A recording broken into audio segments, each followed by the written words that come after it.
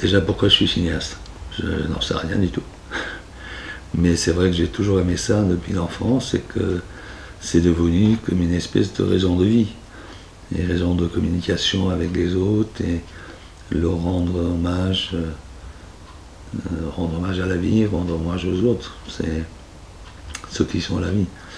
Mais c'est vrai que c'est quelque chose de plus complet, le cinéma, qui engendre beaucoup de choses et artistiques et techniques.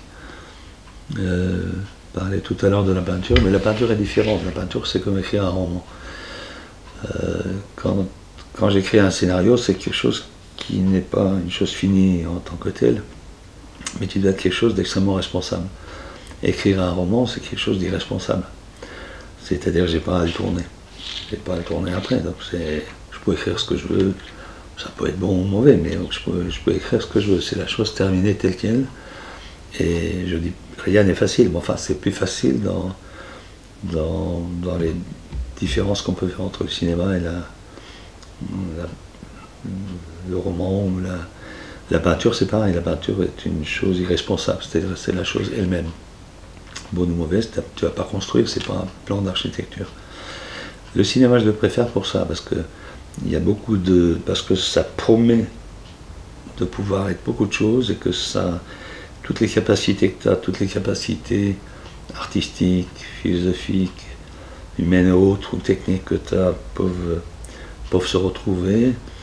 Et en fait, il faudrait quand même que ça puisse fortement fonctionner parce que quand tu racontes une histoire de façon théâtrale et que tu mets des caméras pour filmer et que tu montes, quand l'histoire théâtrale est bonne, les gens s'amusent. Personne ne te demande de soulever une grosse pierre, mais il faut au moins la lancer aussi loin qu'il y a une petite pierre que les autres lancent avec plus grande facilité. Donc c'est quelque chose de compliqué, c'est quelque chose de difficile. C'est quelque chose de plus lourd à digérer, mais c'est quelque chose de plus fondamental probablement et de plus efficace. Il y a toujours, de toute façon, dans un film, il y a toujours l'élément d'identification avec le spectateur. Quand les Français voient un film français, ils reconnaissent leur entourage, ils reconnaissent les leurs, ils reconnaissent les personnages qui peuvent être proches. Quand on fait du cinéma de façon plus sophistiquée, là ça peut devenir plus universel, donc ça s'éloigne du superficiel, de l'immédiat, ça va un peu plus dans les profondeurs, ça devient plus lourd, mais c'est quelque chose qui perdure, ce n'est pas un produit jetable, c'est quelque chose qui continue à exister, mais qui interpelle quand on a besoin, qui interpelle de façon plus profonde quand on a besoin. Voilà. Moi j'aimais beaucoup Murnau parce que à chaque fois c'est des prototypes différents. J'aime beaucoup Dreyer.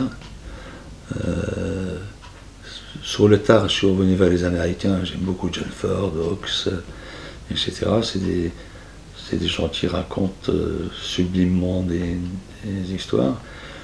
Et après, le coup de foudre, ça a été aussi la nouvelle vague.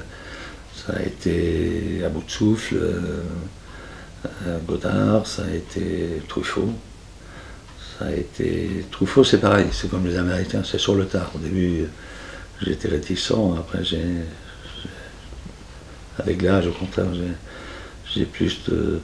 Donc il y en a vraiment beaucoup, il y en a beaucoup. Bresson, Pialin, pour ne parler que des Français, mais il y en a d'autres. Je pense que c'est l'art du siècle, hein, qui est en communication, en contact avec le public, avec les humains, et c'est probablement un des trucs les plus bénéfiques qui puissent exister.